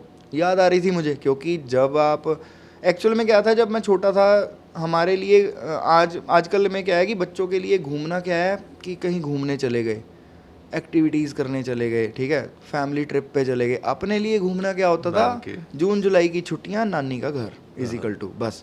अब नानी के घर में जाता था, मेरे मामा ने मेहनत बहुत की है, तो आप सोच लो मेरे नाना जी का जब देहांत हुआ तो मम्मी अगर 7th में है तो मम्मी से मामा जी 8 साल छोटे हैं आई थिंक, तो वो तो और छोटे थे, और बच्चे ही थे वो तो मेरे मामा ने स्ट्रगल बहुत किया, उन्होंने स्ट्रगल करके अपनी लाइफ को बनाया बहुत अच्छा, सारा कुछ अच्छा किया उन्होंने। बट हुआ क्या, अच्छा 12th क्लास के बाद ना मेरा जब कॉलेज डिसाइड हुआ, मेरे पापा कहते यार तू चला जा बाहर, मैं इधर उधर से पैसे लेके तेरा कर दूंगा जुगाड़, तू जा। मैं कहा भाई आपको नहीं छोड़ के जाऊँगा, जो मर्जी हो जाए मैं यहीं रहूँगा, यहीं मेहनत कर लूँगा, धक्के खाने पड़े खा लूँगा, बट पास रहूँगा भैया। क्योंकि मैंने देख रखा था जब कोई बच्चा बाहर गया है वहाँ पे होता क्या है, माँ बाप यहाँ पे तंग है, किसी की डेथ हो गई है, किसी का कुछ हो गया है, वो आ ही नहीं पा रहे, टिकट का पैसा नहीं है, पैसा लगा के बेच के गए हैं सब, वापस कैसे आ जाएं, वापस आएंगे तो और ख़त्म है, 5-5 साल नहीं आते। मजबूरियाँ। अब मैंने कहा यार ऐसी मजबूरी भाई क्या पता मेरी लाइफ में आ गई तो मैं तो मर जाऊँगा वहाँ पे। भाई वो जो झेल रहे हैं वो पता नहीं कैसे झेल रहे हैं, भगवान धन है, वेरी डिफिकल्ट। क्योंकि कोई अपने माँ बाप को छोड़ना नहीं चाहता, कोई नहीं चाहता कि मेरे माँ बाप पड़े रहें आराम से, उनकी मजबूरियाँ होती हैं। तो मैं कहा भाई उससे ज़्यादा अच्छी ये मजबूरी है, रूखी खा लूँगा बट मैं नहीं जाऊँगा। तो चलो जी, फिर डिसाइड हुआ कि क्या करना है। मेरे कॉलेज की फ़ीस थी 11,000 रुपया सेमेस्टर, 11,000 रुपया सेमेस्टर मेरे कॉलेज की फ़ीस थी, और 2,500 रुपये पर मंथ मेरे रहने की खर्चा था। तो उस टाइम पे मेरे पापा का फाइनेंशियल एंगल बहुत ज़्यादा ही डिस्टर्ब था, बड़ी मुश्किल से मैनेज कर पा रहे थे। और वो बंदा जिसने सारी लाइफ, मतलब मैं अपने पापा की एक चीज़ मुझे बहुत अच्छी लगती थी, जब मैं सुबह 7:30 बजे उठता था, 8 बजे स्कूल होता था, मैं 7:30 उठता था, 15 मिनट में नहा धो के तैयार होके रोटी का डंडा बनाना, परोंठे का, डंडे वाली परोंठा खाया है आपने? परोंठा अचार मम्मी ने लगा देना, डंडा डुबो के परोंठा खाना और स्कूल टाइम से पहुंच जाना। कभी कभी डंडे भी खाए लेट पहुंचने के चक्कर में। उस टाइम मैं कहता था, मैं कहा यार पापा यार 10-10 बजे उठते हैं यार, मतलब मुझे पापा का वो 10 बजे उठना ना अच्छा लगता था। कि मतलब एक होता है ना, बंदा कहता है कि यार पापा तो 7:30, पापा को 6-7 बजे उठना चाहिए, हम 7:30 उठ रहे हैं, तो ऐसा आजकल बन गया है ना थॉट्स। तो कि मतलब बाप को देख के बेटा बनता है, बाप फर्स्ट हीरो है आपकी हर किसी की कहानी में। फादर ही हीरो है, बाकी सब अगर कोई हीरो मानता है तो वो बंदा पागल है, उसे पता ही नहीं हीरो क्या होता है। तो मैंने पापा को देखना कि 10 बजे उठ रहे हैं यार, चलो ठीक है। तो ऐसी सी चीज़ें थी अपने माइंड में। अब घर पे डिस्कशन हुआ तो मेरे फादर और मेरे मामा जी का डिस्कशन हुआ कि चलो इसको मिल के पढ़ा लेते हैं। तो बचपन से मामा के पास जाना आना सारी चीज़ें, तो मुझे उन्होंने मिल के पढ़ाया। मिल के कह लो कि पापा ने भी पैसा लगाया, मामा ने भी मेरी फ़ीस वगैरह भर दी। तो 6 सेमेस्टर थे बेसिकली, एक सेमेस्टर की 11,000 थी, तो 66,000 के आसपास, 70,000 के आसपास मेरी फ़ीस देनी थी, वो मामा ने दी। जो बाकी मेरा 3 साल का रहने का खर्चा था वो मेरे पापा ने किया। अब मैं वहाँ से मेरी मतलब जर्नी स्टार्ट हुई, बेस वहाँ बन गया, बेस वहाँ बना। और मेरे मामा भी उस टाइम पे स्ट्रगल कर रहे थे, स्ट्रगल ऐसा कि वो कुछ सेटल कर चुके थे, उनको भी अपने घर निकाला मिला था। बेसिकली एक हमारा गांव है, मेरे नानी का घर दबथला गांव है मेरठ के पास। तो वहाँ पे वो ताऊ चाचा के आपस में मिला के 7 भाई 7 बहनें हैं, ऐसा कुछ है, 7-8 होंगे, ऐसे थोड़ा बहुत ऊपर नीचे हो सकता है, कई बार भूल जाता है बंदा। तो क्या हुआ, मेरे मामा के साथ कुछ अनफेयर हुआ और मेरे मामा मेरे नानी को लेके सब कुछ छोड़ के एक दरी और एक मतलब अपने बैग में आ गए थे मोदी नगर। मोदी नगर में उन्होंने घर ढूंढा, घर ढूंढ के वो रहे और रहे, फिर उन्होंने अपना काम स्टार्ट किया, जो कि वो एडवोकेट है बेसिकली। वो साथ सेल्स टैक्स इनकम टैक्स के एडवोकेट हैं, वो सीए वाला काम बेसिकली कह लो आप, अकाउंट्स वगैरह देखना सबके। तो वो चीज़ करते थे। तो मेरे घर में ना 2 एग्जांपल्स थे जो मुझे सपोर्टिव दिखते थे, जो मेहनत करते थे, मेरे पापा और मेरा मामा, 2 ही बंदे थे। तो अब उनकी जर्नी चल रही थी, इधर से मेरी जॉब चल रही थी, मेरी पढ़ाई चल रही थी। तो वो चीज़ें जब सेटल की उन्होंने मेरे साथ, जब सारी चीज़ें सेटल हुई, तो उस टाइम पे जब मैं जॉब में आया तो मैंने आपको बताया कि मेरे मामा ने मुझे आके कहा, हिंदुस्तान टाइम्स में मैं अच्छा सेटल था, सही पैसे कमा रहा था, सही कुछ था। मतलब पहले 1 साल में मैंने मेहनत करके अपनी कार ले ली थी, ड्रीम्स पूरे करने शुरू कर दिए थे मैंने अपने। तो जब मैं कार अपने घर लेके गया तो मेरे पापा कहते यार मेरे को तो आस ही नहीं थी कि यार मैं लग्जरी गाड़ी में भी बैठूंगा। लग्जरी क्या था उनके लिए, वो फोर्ड फिएस्टा, वो उसको लग्जरी मान रहे थे। सोचो आप कि वैसे ही टेक्निकली एक समय ऐसा था, और ये वाली चीज़ें जो होती हैं ना हाँ कि जी। Step by step when your family increases, बिल्कुल, जब हाँ आपके पास मारुति होती है हाँ। तब आपको सेंट्रो अच्छी लगती है, बिल्कुल। जब सेंट्रो होती है तो थोड़ा और ऊपर है। बिल्कुल। ये ऐसी लग्जरीज बनती है, और ये छोटी छोटी खुशियाँ बड़ी इंपॉर्टेंट होती हैं। इम्पोर्टेंट होती हैं, सही बात है। एंड फिर उसके बाद आपका आई थिंक दिक्कत आई, जो टसल आया। मेरा तो फादर का बड़ा अच्छा टाइम था। हमारे घर में राजदूत डबल सलेंसर उस टाइम पे खड़ा होना बड़ी बात थी। उस टाइम पे टीवी होना किसी के घर में बड़ी बात होती थी। आपको पता है अपने इंडिया में टीवी कितना डिले से आया है, तो उस टाइम पे लोग 15-15 लोग एक ही जगह पे टीवी देख रहे होते थे। फोर्ड फिएस्टा तो छोटी सी बात है, मेरे फादर के पास एम्बेसडर थी उस टाइम, फिएट थी, तो वो तो बहुत बड़ी चीज़ें थी। अच्छा, मतलब उन्होंने वो एक हाँ। रिचेस से हाँ। रैक्स पे और फिर दोबारा बिल्डअप किया। बिल्कुल। तो उसमें जब मैं अपने मामा के साथ काम पे शिफ्ट हुआ, तो मेरे मम्मी ने मुझे बोला कि देख, सिंपल सी बात है, मेरे मम्मी और मेरे नानी दो लोगों ने ये बोला था कि तू अपने मामा पे ट्रस्ट मत करियो। अच्छा। ये बोला था मुझे उन्होंने, आज मैं पहली बार बोल रहा हूँ कैमरे के सामने, ये उन्होंने मुझे बोला था कि मत करियो, अपनी जॉब नहीं छोड़नी, पहले अपनी जॉब है तेरी, बाद में वो सब कुछ है, कोई पता नहीं तुम्हारी कब आपस में ख़राब हो या कुछ हो, तू परेशान हो जाएगा, इससे अच्छा है सेफ चल। क्योंकि उन्हें ये लगता था कि यार एमी ये तंग होंगे आपस में, कुछ होगा, जो भी था, मुझे नहीं पता क्यों बोला था, बोल दिया था उन्होंने। दूसरा उन्होंने ये बोला था कि कुछ भी होगा हम बीच में नहीं आएंगे, मतलब हमारा कोई लेना देना नहीं होगा, तेरा और उसका मैटर है। मैं कहा ठीक है यार, कोई नहीं, पता नहीं क्यों बोल रहे हैं, इतना प्यार करता हूँ मैं मामा से, बचपन से साथ रहा हूँ, उंगली पकड़ के जिसके चलना सीखा है। वो बस में, मेरे मामा तो ऐसा है, वो बस में जाते थे उस टाइम, चार्टर्ड बस में, उनकी जेब में वो हनुमान चालीसा होती थी या दुर्गा स्तुति होती थी, वो खोल के ना उसको पढ़ते रहते थे। तो मेरे माइंड में तो पिक्चर यही है कि यार इतना साफ़ सुथरा बंदा, भगवान को मानने वाला, भाई अच्छा ही होता है, और साथ में अपना ही है, कोई बाहर का तो है नहीं। तो जब मेरी जॉब स्टार्ट हुई, जॉब के बाद उन्होंने आके बोला, बातचीत हुई, चंडीगढ़ में मनी माजरा में टावर पे गए थे हम, तो कहते कितने पैसे कमा लेता है, एक सर खड़े थे साथ में, उनकी डेथ हो गई है अभी तो कहते कितने पैसे कमाता है तू? मैं कहा सर इतने कमाता हूँ। कहते इतने तो हम 1 घंटे में कमा लेते हैं। तो मामा बोले हाँ 1 घंटा नहीं तो 1 दिन में तो कमा ही लेते हैं। तो मेरे को हुआ कि मैं कहा यार ये क्या बातें हैं भाई, इतना भी पैसा कोई कमा सकता है?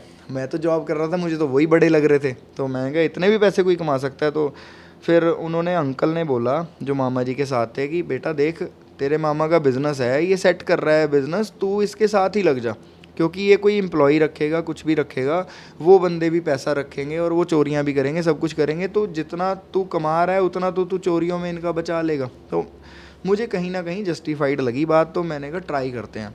अब उस काम में थी ट्रैवलिंग पैशन शुरू से ही था। मैं तो अपने फादर के साथ ट्रक में बैठ के अपने नानी के घर जाता था, तो मुझे वो सड़कें शुरू से अच्छी लगती थी। तो फिर क्या हुआ, वहाँ से मैंने काम स्टार्ट किया टावर का।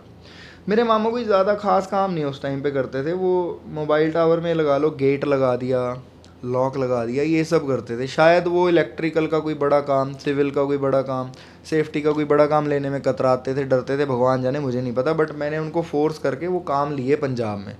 जब वो उन्हें दिखा कि यार बहुत कुछ है जो करा जा सकता है, शुरू में सब कुछ ठीक था। अब मेरे मामा ना चंडीगढ़ आए, तो हमारी डिस्कशन क्या हुई, मामा की शादी हो चुकी है उस टाइम पे जब मैं स्टोरी बता रहा हूँ, तो मामा के ब्रदर इन लॉ भी उनके साथ किसी टाइम पे काम में इन्वॉल्व थे। तो वो मेरे से पूछते, कहते यार तू सैलरी क्या लेगा, तू मतलब क्या लेगा, तू काम कर रहा है?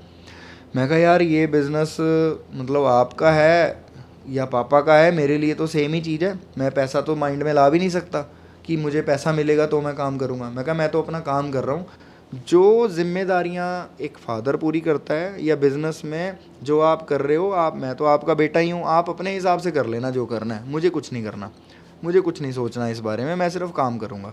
क्योंकि पैसा मैं कभी माइंड में ला ही नहीं सकता, मेरे से होता ही नहीं है वो चीज़ें। आज भी मैं ऐसा ही हूँ, मेरे पेज पे इतने मोनेटाइजेशन के ऑफर है, मैं नहीं लेता, मेरा है ही नहीं सिस्टम पैसे वाला। वो मैं बाद में आपको बताता हूँ क्या स्टोरी है। तो भैया चलो काम पे मैं शुरू हो गया, सारी चीज़ें सेटल हो गई, चीज़ें चलती रही। फिर पता नहीं क्यों, मैं मतलब ऑनेस्टली कैमरे के सामने बोल रहा हूँ, मेरे मामा को ये कह लो कि थोड़ा मैं धुंधला दिखने लग गया, या मैं उनको लेबर दिखने लग गया कि लेबर है ये भी। तो कुछ वर्ड्स थे वो मैं बोल नहीं सकता यहाँ पे ऑन कैमरा कि उन्होंने मुझे क्या बोले थे। तो मेरे बेबी होने वाला था, तो उन्होंने बोला ही जा रहा है यार, मुझे लगता है उन्होंने ऐसा बोला कि तेरी औलाद का भी खर्चा ना मुझे करना पड़ेगा। मैंने कहा यार ये क्या वर्ड्स हुए, ये तो कोई बात ही नहीं है, वो तो अभी पैदा भी नहीं हुआ बच्चा यार, ये उसके बारे में ऐसा बोल रहे हैं, बड़ी गलत बात है भाई। फिर अनख जाग गई मेरी, मैं कहा अब ख़त्म है सब, अब नहीं भाई, अब खुद ही करूँगा जो करूँगा।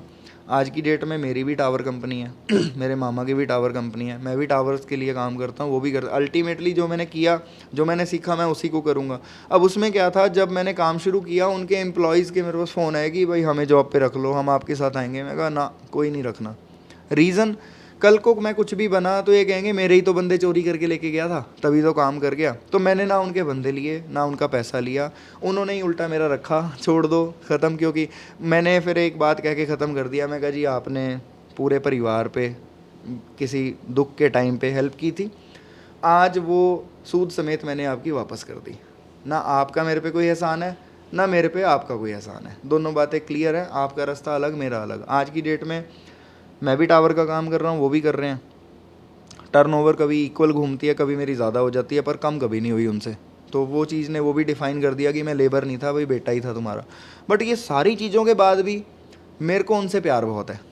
मतलब ऑनेस्ट ये बात है कि मैं ऊपर से कुछ भी हूँ पर अंदर से, क्योंकि मैंने वो वैल्यूज़ को समझ लिया कि पैसा कुछ भी नहीं है, जाना एक ही जगह पे है बंदे ने। सो पॉइंट वहीं पे जाके घूम जाता है कि आप, अगेन मैं वही कह रहा हूँ, रिलेशंस ख़राब कब होते हैं, जब पैसा आ जाता है या कुछ हो जाता है। बट वो सही भी हो सकते हैं अगर आप वापस उस फॉर्म में चले जाओ, उस जगह पे चले जाओ जहाँ पे आप इकट्ठे थे। तो मैं उनको समझाने की कोशिश करता हूँ। मेरे फ़ोन में आपको मैसेज दिखाऊंगा कि मामा मिस यू, कितना की हाल चाल है, ठीक है, ऐसे करके ना मैं मैसेज करता रहता हूँ, कभी ना कभी नमक देने के लिए थोड़ा सा। कल मैंने फ़ोन कर दिया, फ़ोन नहीं उठाया, मैंने फिर मैसेज करा, मैं कहा जाना तो एक ही जगह है, क्यों इतनी अकड़ कर रहा है ऐसे करता हूँ मैं। तो मैं कहा यार उस बंदे को इतना पता होना चाहिए कि भाई इतना कुछ मैंने कर दिया, फिर भी वो बंदा तेरे से प्यार कर रहा है ब्लाइंडली, तो कुछ तो होगा भाई, अब तो छोड़ दे, अब तो चीज़ें ठीक कर ले। बट नहीं, मेरे मन में था कि चलो मेरे साथ ना सही, मम्मी के साथ बातचीत करता रहे, क्योंकि मम्मी मामा को बड़ा प्यार करती है। तो बट वो ढीठ है बंदा थोड़ा सुधरेगा नहीं सुधरेगा भगवान जाने प्योर बाय हार्ट, ये एक चीज तो मैं ओपनली समझ रहा हूँ। यस, जो है सो है, बिल्कुल, और सीधा है, यही सीधा है, है, मैं हाँ, यही हूँ। बिल्कुल। ऐसा नहीं है कि कोई बनावटी नहीं है कोई चीज। अरे इंटरव्यू के बाद मुझे बोलेंगे, मम्मी बोलेंगे या कोई बोलेगा ये क्या ज़रूरत थी बोलने की। मेरा थॉट है, मुझे आपने जब सच बोलना सिखाया तो मैं सच ही बोलूँगा ना। अब आपको मैंने क्या बोला, सच क्या है जो आपने अंदर रख लिया। सच यही है कि जो मेरे साथ हुआ वो मुझे बोलना है। अगर मैं नहीं बोलूँगा तो मैंने सच कहाँ बोला, अगर मैंने सच नहीं बोला तो मैंने फॉलो क्या किया। तो यही प्योरिटी तो लोगों में है नहीं आज के टाइम पे, ये प्योरिटी तो चाहिए, और ये बड़ी मुश्किल से आती है। इसके लिए पे ऑफ करना पड़ता है, इसके लिए बहुत चीजें त्यागनी पड़ती है। हाँ, बहुत चीज़ें जो आपने बोला ना, बहुत लोग छोड़ने पड़ते हैं, छूट जाते हैं, छूट जाते हैं, वो हर जगह ये होता है। हाँ, क्योंकि आप अंदर रख नहीं सकते, आपके चेहरे पे आ जाता है, जब चेहरे पे आएगा फिर जुबान पे भी आ जाएगा। मैं तो ऐसा ही हूँ भैया, मेरा तो बड़ा सिंपल सा थॉट है, जहाँ पे बात, अच्छा मैं ना झेलता बहुत हूँ, रिलेशंस में मैं झेलता बहुत हूँ। अगर सामने वाला कुछ कर रहा है ना, तो मुझे एक लेवल तक मैं झेल लेता हूँ कि छोड़ यार, रिलेशन बचा रहे, कोई बात नहीं यार, अच्छा बंदा है, कोई बात नहीं, आउट ऑफ ट्रैक हो गया। बट लोग नहीं समझते यार, आप झुक जाओ ना साले, पायदान बना देते हैं बस। सही बात है, वो एक्चुअली कई बार आपकी ह्यूमिलिटी को आपकी कमजोरी समझ लेते हैं। कमजोरी, बेवकूफ़, इमोशनल बंदा बनता ही बेवकूफ़ है, ये बात पक्की है। बट मैं फिर भी बार बार बनता हूँ, क्यों? क्योंकि मुझे फर्क नहीं और पड़ता। कई बार पता भी होता है कि यार ये बंदा ना हाँ, हर बार पता होता है, हर बार पता होता है, और अगले को लगता है इसको नहीं पता है, पर आपको सब पता होता है। हमें सब पता। मैं कहता हूँ मुझे धोखा खाने से अब डर नहीं लगता। उसका रीज़न क्या है, जब मैं कुछ नहीं था तब भी मैं ऑनेस्टी से चल रहा था। मैंने एक चीज़ देखी है, अगर आप ऑनेस्ट चल रहे हो तो कोई कुछ भी कर ले, भगवान आपके साथ है। यूनिवर्स पॉइंट ये है, मेरे साथ हुआ है, ये बहुत बार हुआ, अभी रिसेंट भी हुआ मेरे साथ। एक्चुअल में मैं क्या मानता हूँ, दोस्ती आपकी मतलब आप इकट्ठे घूम रहे हो, चिल कर रहे हो, उसमें नहीं दिखती। दोस्ती आपकी दिखती है तब जब आप आपस में बहस कर पड़ते हो, लड़ पड़ते हो, उसके बाद एक होने वाला जो चैप्टर है वो दोस्ती है। और ये हर रिश्ते में है, ये हर रिश्ते में है। वो तब आप निकल के आते हो चीज़ में कि हाँ तुम्हारा कौन है, तुम्हारा अपना कौन है। अगर मान लो लेट सपोज मैं और आप कहीं गए हैं, ठीक है, हम ट्रैवल पे हैं और मेरी और आपकी बहस हो गई, आ गए, मैं चला अलग, यार तू जा अपना अलग, ठीक है, हम अलग अलग आ गए। बट क्या उस टाइम पे वो भाई होता उसका सगा, या उसका बच्चा होता या कोई भी होता, क्या वो छोड़ के जाता? नहीं जाता। अगर वो गया तो फिर वो आपका कैसे हुआ? तो वो चीज़ों को डिफ्रेंशिएट, मतलब मुझे लगता है डिसीजन आप ले सकते हो अगर आप अपने पे उस चीज़ को ले लो कि आप क्या करोगे। सेम सिचुएशन में मैं भी हूँ, कई जगह पे मैं भी ऐसे कर सकता हूँ, बट वही है थॉट कि आप हाथ भी वहाँ मिलाओ जहाँ दिल मिलता हो, नहीं तो हाथ ना मिलाओ। तो मैं ना लेह गया था पहली बार।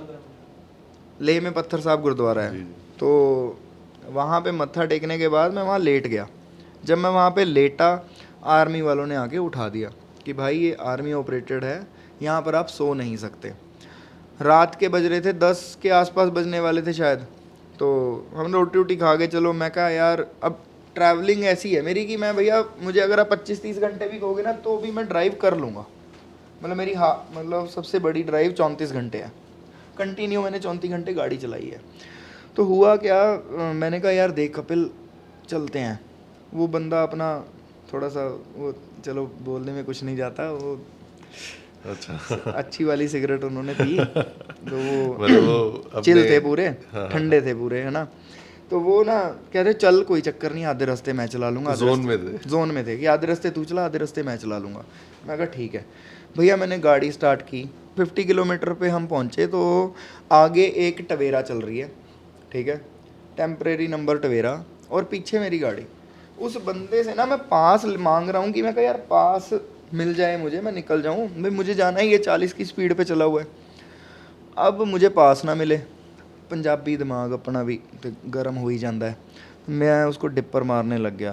मैं कहा पास दे यार, पास ना दे बंदा। फिर मेरे अड़ी हो गई, मैंने डाला दूसरा गियर, मैंने साइड से एक टायर ऊपर पहाड़ पे चढ़ा के मैंने निकाल दी गाड़ी आगे। उसने मेरे पीछे 100 डिपर मार दिए, 100 डिपर मार दिए। मेरा और दिमाग खराब हो गया। साथ वाला मेरा बंदा सोया हुआ, उसे पता कुछ नहीं, मैं अकेला फाइट कर रहा हूँ। मैंने शीशा डाउन करा, मैं कहा गया गल सुन की होया, ऐसे करके उसने अपनी भाषा में बोला गाड़ी आगे लगा। तो मुझे ये समझ आया कि बस गाड़ी आगे लगा। तो उसने, मैंने कहा तू बता कहाँ लगानी है, तो उसे मैंने कहा तू आगे हो। जैसे ही वो आगे हुआ, हाई बीम किया मैंने।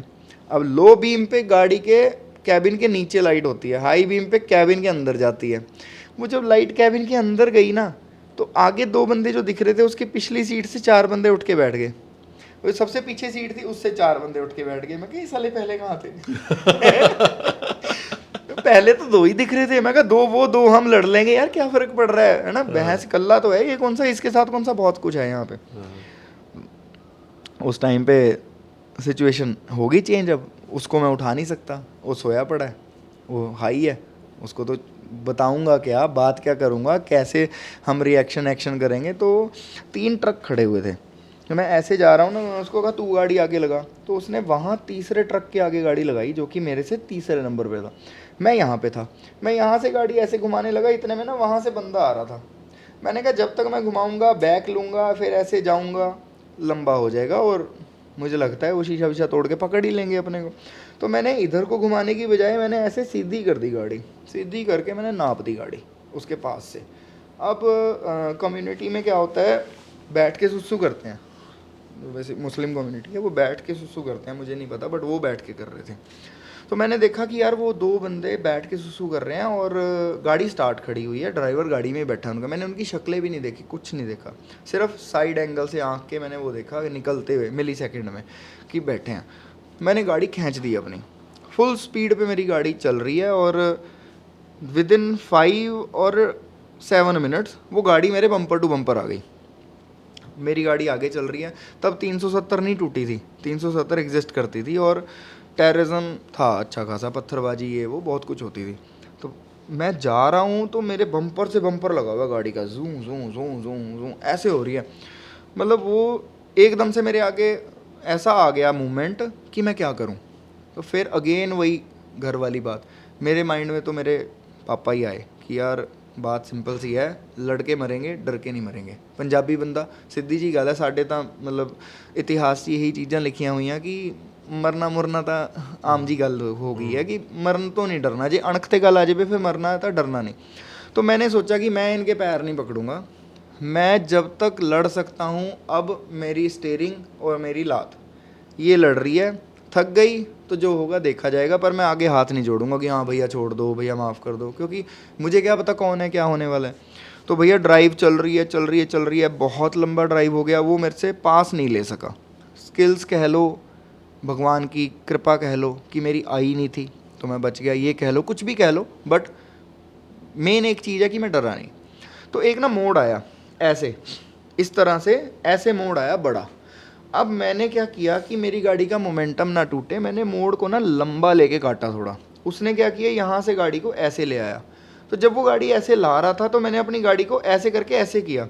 जब टेक्निकली आप गाड़ी को ऐसे करोगे तो पीछे वाला भी ऐसे कर देगा, होता है ना ऐसा, एकदम ब्रेक पे पैर आ जाता है। तो उसका ना साइकोलॉजिकल एंगल में वहाँ वो फेल हो गया। मैंने ऐसे करके ऐसे किया तो वहाँ पे उसकी ब्रेक लग गई। अब हाइट पे जब इस तरह से आपकी ब्रेक लगती है तो गाड़ी वापस आती है। तो वहाँ से ना उसकी गाड़ी बंदे की वापस आई, वो यहाँ खड़ी होगी, मैं 1 कैंची 2 कैंची 3 कैंची 4 कैंची 5 कैंची चढ़ गया। मैं कहा यार, मैं कहा ये हो क्या रहा है मेरे साथ। अब पहले तो इतना पीछे भाग रहा था, अब आ ही नहीं रहा है। फिर मेरे माइंड में आया कि मैं कहा लाइट ऑन है गाड़ी की, ठीक है, लाइट बंद नहीं हुई है, तो इट मीन्स उनकी गाड़ी के साथ कुछ हो गया। मैं रुका फिर भी नहीं। आप डिस्टेंस चेक कर लेना, लेह से श्रीनगर का नॉन स्टॉप आया मैं, नॉन स्टॉप। जोजीला पास में ट्रक खड़े थे बहुत सारे, 200-250 ट्रक की लाइन होती थी उस टाइम पे। सबसे रिक्वेस्ट कर करके फर्स्ट पे आके खड़ा हुआ। फिर मुझे थोड़ा आसरा हुआ कि यार हाँ मैं सही जगह। बीच में कारगिल रुका, कारगिल में मैंने बोला, मैं कहा ऐसे ऐसे हमारे साथ हुआ, वहाँ पे चौंकी थी। तो कहते भाई रात को कहाँ ट्रैवल कर रहे हो, कौन घूमता है रात को इस रोड पे, तुम्हें नहीं पता क्या हालात है यहाँ पे। वो मुझे उन्होंने अच्छा ज्ञान दिया, सही था, देना ज़रूरी भी था। चलो हम वहाँ पहुँच गए डल लेक पे। वो भाई बोलता, वहाँ श्रीनगर में भाई बोलता यार डल लेक घूमने चलें। मैं कहा बिरे रहन दे, चल कर नो चलिए बहुत हो गया। तो भाई हम वहाँ से निकले, पटनी टॉप आए। पटनी टॉप में ना राजमा चावल मिलते हैं, बड़े फेमस राजमा चावल हैं, देसी घी डाल के देते एक हैं तो वो। पीड़ा में मिलते हैं जगह, पीड़ा मेरे ख्याल से आती मे है। भी वही हो हाँ, फिर। वो हाँ रास्ते में तो भैया वहाँ पे ना छोटा सा टीवी लगा था, इतना सा। उस टीवी में न्यूज़ पता क्या आ रही थी कि बुरहान वानी का एनकाउंटर हो गया रात। अच्छा, ये ये वो रात थी ओके। बुरहान। अब आप सोच लो वो तब क्या हुआ था वहाँ पे। अब वहाँ पे जो भी हुआ मुझे नहीं पता, बट उसका एनकाउंटर हुआ था। उसके बाद वहाँ के टूरिस्ट को तंग किया गया, तोड़फोड़ हुई उन लोगों के साथ, गाड़ियों को बड़ी मुश्किल से बचा के फिर निकाला गया। बड़ा कुछ हुआ था उस टाइम पे, चीज़ें सिचुएशन टेंस थी काफ़ी। मतलब ये जब ऐसी उस सिचुएशन रात को मैं निकला था अच्छा वहाँ से। तो ये लोगों के साथ जो होता है, मतलब हम देख के भी निकले कि कहाँ निकल रहे हैं, कैसे निकल रहे हैं, यहाँ पे सेफ है नहीं है, मतलब सब हाँ। देख के जाना चाहिए। नहीं, मैं उसी पॉइंट पे आ रहा हूँ इनके। हाँ। मेरी लाइफ में एक यही इंसिडेंस था, और ये चाहे इंडिया हो चाहे कहीं भी हो, ये किसी के साथ भी हो सकता है। आपने न्यूज़ देखी होंगी कि ऑस्ट्रेलिया में किसी लड़के को मतलब थप्पड़ मार दिया, किसी की इवन डेथ भी होगी लड़ाइयों में, गोरों के साथ ही कुछ है। तो ये पॉइंट हर जगह रहेगा, बट मैं कभी भी ये सोच के नहीं गया कि रात को सेफ़ है या नहीं है। एक ही पॉइंट है, पहाड़ों में अगर बारिश हो रही है तो आप रात को ट्रैवल मत करो। बाकी कहीं भी जाओ, किसी भी टाइम जाओ, कोई डर नहीं है, कहीं भी कोई परेशानी नहीं है। इस बारे में डरने की ज़रूरत ही नहीं है आप लोगों को, किसी को भी। मतलब कोई डरने की, कोई सोचने की ज़रूरत नहीं है कि हाँ, जैसे आपने यही बोला ना कि मैं जाऊँ तो मुझे क्या होना चाहिए कि मैं जाऊँ या ना जाऊँ। आप जाओ, कोई दिक्कत नहीं है। उसके पीछे रीज़न बताता हूँ। डर क्या है? डर ये है कि मैं जाऊँगा तो कहीं कुछ हो ना जाए। भाई होना तब है कुछ जब तुम्हारा लिखा है। फिर तुम घर भी बैठे हो ना, ये पंखा गिर जाएगा, ठीक है। सो वो डर मन में मत रखो। धुंध पड़ी है, घर वाले कहते हैं धुंध पड़ रही है यार मत जाओ, धुंध बहुत ज़्यादा है, दिखेगा नहीं कुछ हो जाएगा, दिक्कत हो जाएगी। बर्फ़ में मत जाओ भाई, बारिश में मत जाओ। ऐसे तो कभी भी कहीं ना जाओ। हाँ वही है, ऐसे तो कभी कहीं ना जाओ। अगर आपके साथ कुछ होना है तो आप नीचे उतर रहे हो, वहीं से कार वाला उड़ा के चला जाएगा। वो डेस्टिनी आपकी लिखी हुई है। मेरे मम्मी पापा ने मुझे हमेशा यही बोला है, कहते देख जो भी करेगा याद रखियो कि माँ बाप हैं सिर पे, उनका डर होना चाहिए। सो मैं कुछ गलत नहीं करता, तो इसलिए उनको ट्रस्ट है कि कोई दिक्कत नहीं है। और रही ये वाले चैप्टर पे, वो डरते नहीं, क्योंकि पापा की वजह से उनको आदत है शुरू से। पापा ड्राइविंग में थे, ट्रक चलाते थे, तो दिन रात आना जाना पड़ता था। धुंध में भी जाना है, गर्मी में भी जाना है, सर्दी में भी जाना है। तो वो चीज़ें उनके अंदर पहले से ही हैं, तो उनके मन में डर नहीं होता कि क्या होगा। तो उनको पता है कि जो होना है सो होना है, वो रह नहीं सकता। सो हर ट्रैवलर को, हर बंदे को मैं यही कहूँगा कि भाई बिल्कुल मत सोचो, आराम से ट्रैवल करो, क्योंकि जब होना है तुम्हारे घर में भी हो जाना है। तो ये क्वेश्चन बनता ही नहीं है, जेन्युइन में नहीं बनता। भैया हमारे लाइफ पे जोर कहाँ है अपना, बताओ, कहीं पे भी नहीं है।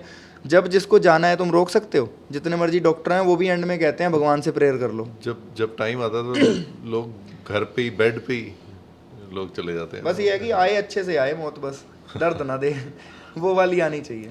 वो कहीं में गट फीलिंग भी आ जाती है, पर जैसे ट्रैवल करते हैं कि आज ना जाएं या आज निकल जाओ, गट फीलिंग सुन लेनी चाहिए, मुझे ऐसा लगता है कहीं में। हाँ, वो मन की बात आ गई, वो चैप्टर अलग है। हाँ, उसमें डर नहीं है फिर। उसमें आपका मन कह रहा है यार मेरा मन नहीं है, छोड़ नहीं जाना, तो मत जाओ। बट अगर आप डर की वजह से रुक रहे हो तो फिर वेस्ट है, तो सही नहीं है। तो रुकना नहीं चाहिए, डरना नहीं चाहिए। डरना हमने तो सीखा नहीं। हमारे पॉडकास्ट का जो थीम है इंस्पायर मी है।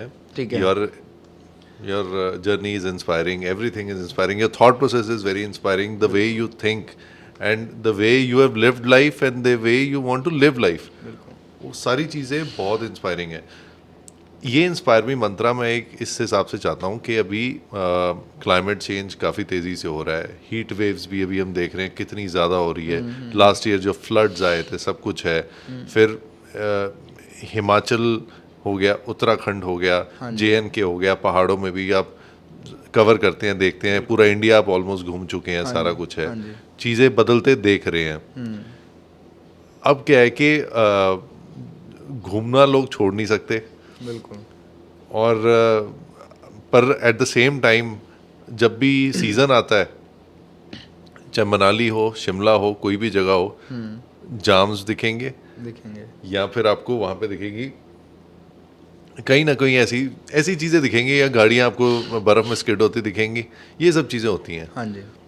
एक इंस्पायर मी मंत्रा आप सभी ट्रैवलर्स के लिए एक दीजिए कि what is the right kind of travelling, और एक राइट माइंडसेट क्या होना चाहिए ट्रैवलिंग के लिए। जब आप घूमने जा रहे हो, आपने जैसे एक बड़ी अच्छी चीज़ वाले बोली थी कि अगर आप तीर्थ यात्रा पे जा रहे हो तो आप पिकनिक पे नहीं जा रहे, आप तीर्थ यात्रा पे जा रहे हो। बिल्कुल जी, हाँ जी। अदरवाइज आपने पिकनिक पे जाना तो पिकनिक वाली जगह पे जाओ या घूमने वाली जगह पे। हाँ जी। तो एक ये थोड़ा लंबा सा मैसेज होगा, ये एक proper I want from your and for everyone.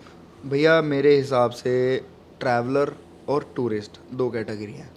Traveller और टूरिस्ट दो कैटेगरीज हैं। ट्रैवलर कभी भीड़ में नहीं जाता। ट्रैवलर ट्रैवलिंग पे जाता है, वो फेमस प्लेस को नहीं काउंट करता, वो अपने ट्रैवल को काउंट करता है। जो रश है वो टूरिस्ट की वजह से है, समझ रहे हो, अलग चीज़ें हैं। सबसे पहले तो ट्रैवलर बिल्कुल सही पाथ पे हैं, वो अपना हर जगह चले जाते हैं। ट्रैवलर क्या है मैं बताता हूँ। मैं कहीं जा रहा हूँ, मुझे रास्ता दिखा कि यार ये बड़ी अच्छी जगह रास्ता जा रहा है, मैं गाड़ी उधर घुमा लूँगा। और टूरिस्ट क्या है, टूरिस्ट सेलेक्ट करेगा मुझे मनाली जाना है, मॉल रोड देखना है, मुझे हडिम्बा माता टेम्पल जाना है, और या मुझे सोलांग वैली जाना है। ये सब चीज़ें उसकी डिसाइडेड होती हैं, वहाँ टूरिस्ट जाता है। ट्रैवलर नहीं वहाँ कभी भी आपको मिलेंगे। तो मैं ये कहना चाहता हूँ हर बंदे को कि टूरिस्ट मत बनो, ट्रैवलर बनो। और नंबर 2, बंदे करते क्या हैं, भीड़ से निकले, भीड़ में आए, घूमे, वापस भीड़ में चले गए। ठीक है, मनाली चले गए, गुलमर्ग चले गए, सोनमर्ग चले गए, शिमला चले गए। ठीक है, ये फेमस प्लेसेस के नाम है और यहीं पे रश लगा हुआ है। बाकी पहाड़ सारे खाली पड़े हैं। और जो हम देख रहे हैं ना ट्रैफिक है, ये ट्रैफिक पहले भी होता था। पहले हमारे रोड इतने थे, ठीक है, छोटे थे रोड हमारे, उस पर भी ट्रैफिक लगता था। आज हमारे 4 लेन बन गए, उस पर भी ट्रैफिक लग जाता है। बट तब दिखता नहीं था, तब DD1 होता था, फिर ये आज तक जी न्यूज़ ये सब आ गए, थोड़ा सा बताने लगे। ये भी हल्का वही बताते हैं जिससे इनको TRP मिलती है, सीधी सी बात है ना। तो अब मेन चीज़ क्या है कि फ़ोन आ गया। फ़ोन वाले को TRP चाहिए नहीं चाहिए, उसने वीडियो डाल देनी है। ठीक है, वो वीडियो सर्कुलेट होकर पूरे भारत में पहुंच जानी है। सो मैसेज ये जा रहा है कि रश लगा हुआ है, बट रश पहले भी होता था, रश अब भी है, ये रश आगे भी रहेगा, ये नेचर है, ये ऐसी चलती रहेगी। बट अल्टीमेटली ये रश ख़त्म कैसे हो सकता है और ये सही वे में कैसे जा सकता है, वो यही है कि टूरिस्ट मत बनो, ट्रैवलर बनो। अलग अलग जगहों पे जाओ, एक्सप्लोर करो। एक जगह पे मत, हर बंदा मनाली पहुंचा हुआ है, हर बंदा गुलमर्ग पहुंचा हुआ है, हर बंदा सोनमर्ग पहुंचा हुआ है, बट सुंदरनगर से मनाली के बीच में पहाड़ और भी सारे हैं, वो खाली पड़े हैं, वहाँ कोई भी नहीं है, वो शांति से चल रहा है। अब ये कई बंदे देखेंगे तो कहेंगे कि यार ये बंदा ना बाकी जगह पे भी रश करा देगा। अच्छा, ये बोला जाता है इन्फ्लुएंसर्स को, चलो मैं इन्फ्लुएंसर को मानता ही नहीं पहली बात तो, बट इन्फ्लुएंसर को बोला जाता है कि यार तू क्यों, आजकल कॉमेंट आते हैं ये कि यार क्यों यार बता रहा है लोगों को यहाँ भी रश लग जाएगा। अरे भाई मेरे कुछ भी डालने से या किसी भी इन्फ्लुएंसर के डालने से रश नहीं लगता। रश हमेशा अपने आप लगता है, वो लगना ही लगना है। अब देखा जाए तो रश की बात ऐसे है, फिर वो बंदा अपने घर में बैठा रहे, अपने नीचे मार्केट भी ना उतर के जाए, वहाँ भी क्यों रश लगा रहा है? मतलब लोगों को डेफिनेशन ही नहीं पता। लोग दूसरे को बोलते ज़रूर हैं, फिर खुद की डीपी पे उन्होंने पहाड़ लगा रखे होते हैं, पहाड़ पे मोटरसाइकिल लगा रखा होता है, भाई तुम भी क्यों जा रहे हो? समझ रहे हो? तो वो चीज़ें एक्सप्लोर करना चाहिए, एक ही जगह पे नहीं रहना चाहिए। वो चीज़ें, यही चीज़ चेंज कर सकती है। बस मेन चीज़ ये है कि गंद नहीं डालना चाहिए, बस ये मैं तो यही कह सकता हूँ। मैंने ट्रैवलर और टूरिस्ट आपको बता दिया कि कहाँ पे डिफरेंस है। ये जितना रश है ये टूरिस्ट का रश है, ट्रैवलर रश में नहीं जाता। Thank you Nitish, thanks for your time. Thank you भाजी। बहुत मज़ा आया, बहुत चीज़ें पता चली। हाँ जी। अब ये वर्ड जो है टूरिस्ट और ट्रैवलर का जो डिफरेंस है, हाँ जी। ये मुझे भी क्लैरिटी और हुई। बिल्कुल। क्योंकि जैसे पर्सनली मेरे को भी घूमने का शौक है, तो जब मैं जाता हूँ तो ये होता है कि एकांत हो, अलग हो, बिल्कुल, कुछ नई जगह हो। बिल्कुल। ऐसे नहीं कि सेम जगह, वो रश से रश में नहीं जाना हाँ चाहिए। बस भीड़ से भीड़ तक। भीड़ से भीड़ तक।